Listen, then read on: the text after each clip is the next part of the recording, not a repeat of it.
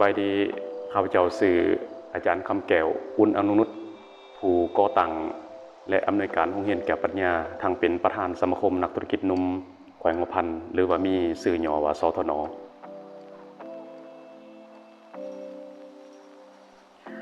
ในเบื้องต้นแมนเฮาเริ่มต้นจากการสอนเพิ่มภาษาอังกฤษในปี 2006 ถือว่ามาเปิดศูนย์ภาษาอังกฤษแก้วปัญญาอย่างเป็นทางการในปี 2008 ถือว่านับแต่2008 จนมาถึงปัจจุบันก็ถือว่าเป็นระยะนานสมควรก็รู้สึกดีใจเพราะว่านั่นเป็นความมุ่งมั่นปรารถนาและเป็นอุดมการณ์ของข้าพเจ้าที่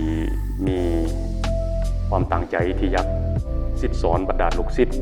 ลูกหาโดยเฉพาะเป็นนักเรียนของปัญญาชนอยู่ในแขวงหัวพันของพวกเราท่านข้าพเจ้าจึงได้ตัดสินใจเปิดสอนเพิ่ม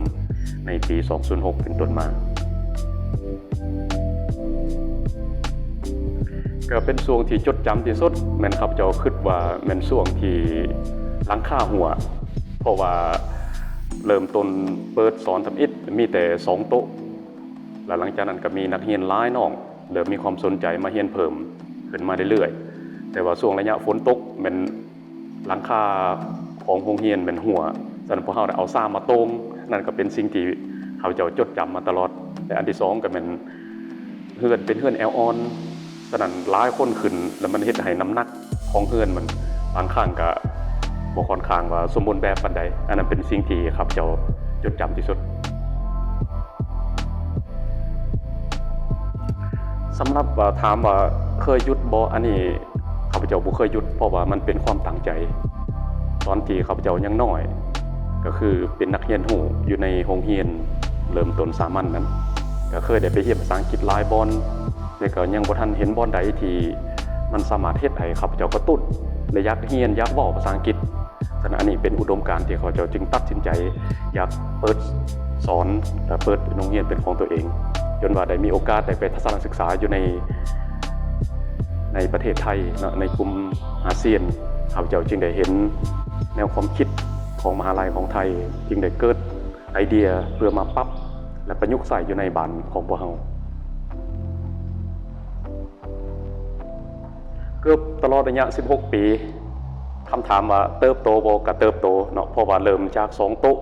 เริ่มจากเฮือนแอลออนแล้วก็หลังคาหัวจนมาถึงปัจจุบันโรงเรียนแก้วปัญญา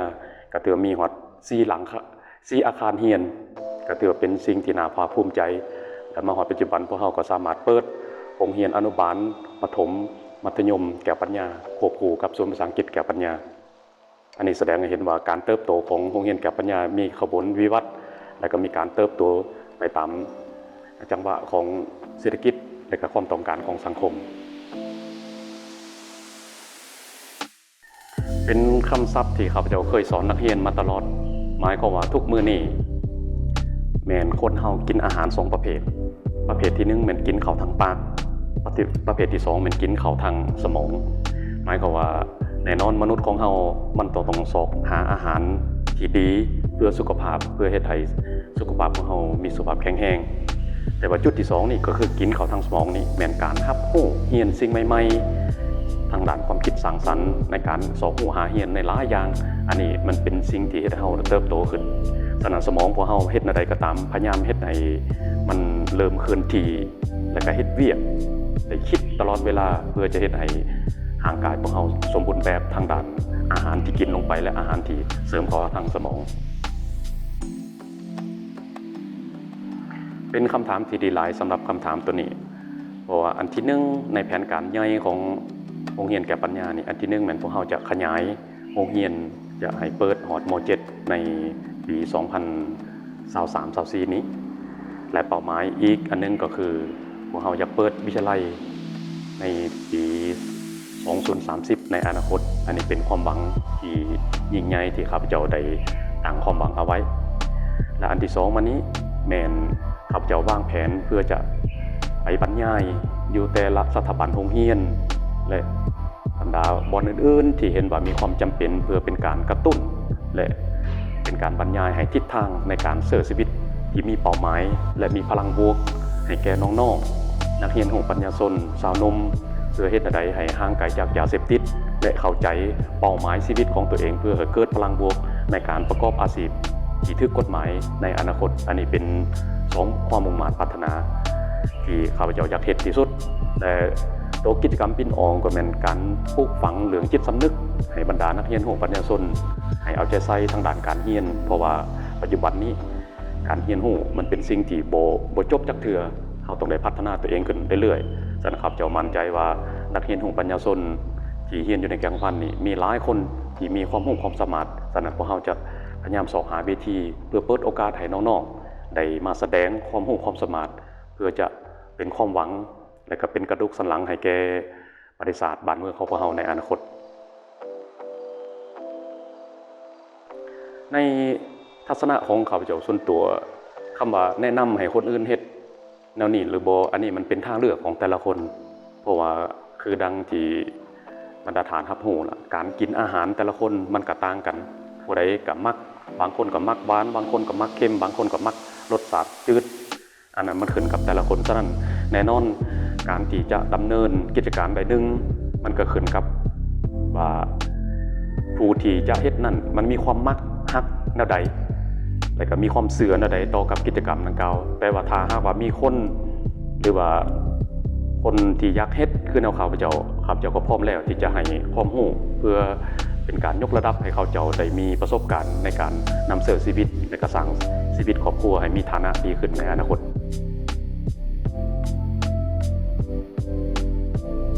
อันนี้เป็นคำเว้าที่ข้าพเจ้าเว้ากับนักเรียนและก็หลายคนมาตลอดนะข้าพเจ้าจะมีสโลแกนหรือว่ามีคำเว้าเป็นของตัวเองก็คือเดินเทอละก้าวกินข้าวเทอละคำลองผิดลองถูกพยายามเรียนรู้กับมันเพราะว่าความสำเร็จมันบ่มีทางลัดถ้าอยากได้พวกเราต้องได้ลงมือปฏิบัติเรียนรู้กับมันประสบการณ์บ่มีขายอยู่กลางตลาดถ้าอยากได้พวกเราต้องได้ลงมือลองเฮ็ดลองสร้างทุกอย่างมันจะกลายเป็นของเราถ้าเรามีความตั้งใจดุมันอดทนสามารถหยาดแยงได้ในสิ่งสำเร็จที่ตามมาแน่นอนอันนั้นข้าพเจ้าขอฝากคำเว้าสุดท้ายก่อนจะจบคลิปวิดีโอนี้อันที่หนึ่งก็ฝากให้บรรดานักเรียนหูปัญญาชนคนรุ่นใหม่ในปัจจุบันนี้ให้พยายามเสพสุขความสุขระยะยาวอย่าเฝ้าเสพสุขความสุขระยะสั้นเพราะว่าน้องๆหมดทุกคนยังมีอนาคตที่ยาวไกลพยายามสนใจทางด้านการศึกษาเรียนรู้ให้หลายขึ้นเพื่อพวกน้องเองจะมีอนาคตที่ดีจะกลายเป็นนักธุรกิจนักการเมืองหรือนักการทูตหรือว่าผู้ประกอบการต่างๆในอนาคตอันที่สองก็ฝากให้พ่อแม่ผู้ปกครองนักเรียนหมดทุกคนให้พยายามให้กำลังใจให้ความใกล้ชิดติดแทนลูกเต่าของตัวเองว่าลูกเต่าตัวเองมักถนัดอันใดพยายามส่งเสริมให้เขาเข้าใจปัญหาชีวิตบางครั้งก็ต้องได้เฮ็ดเป็นหมู่เป็นครูเป็นผู้ร่วมแลกเปลี่ยนความเห็นกับลูกของตัวเองให้พวกเขาถือเฮาเป็นเพื่อนหรือถือเฮาเป็นการเรียนรู้หรือว่าแลกเปลี่ยนโดยที่บ่ให้เขาหยามเฮาเกินไปอันที่3ก็เรียกร้องให้บรรดาผู้ประกอบการจงพยายามศึกษานำคนรุ่นใหม่เพราะว่าคนรุ่นใหม่นี่จะมีหลายอันที่แบกแนวและจะเฮ็ดให้พวกเฮามีจินตนาการหลายอันที่ปฏิรูปเข้าใส่ในภาคธุรกิจของพวกเฮาและพยายามเปิดกว้างเพื่อรองรับคนรุ่นใหม่เขาเฮ็ดเวียกกับมาตรฐานและสุดท้ายนี้ก็เรียกร้องให้ทางสังคมพร้อมกันจัดตั้งปฏิบัติวาระแห่งชาตินี้อันที่1ก็เป็นเรื่องแก้ไขปัญหายาเสพติดอันที่2ก็เป็นเรื่องแก้ไขปัญหาทางด้านเศรษฐกิจการเงินของประเทศเพื่อพร้อมกันจับมือกันเฮ็ดให้บ้านเมืองของเราเกิดความสงบและก็มีความสีวิไลขึ้นไปเรื่อยๆขอบใจ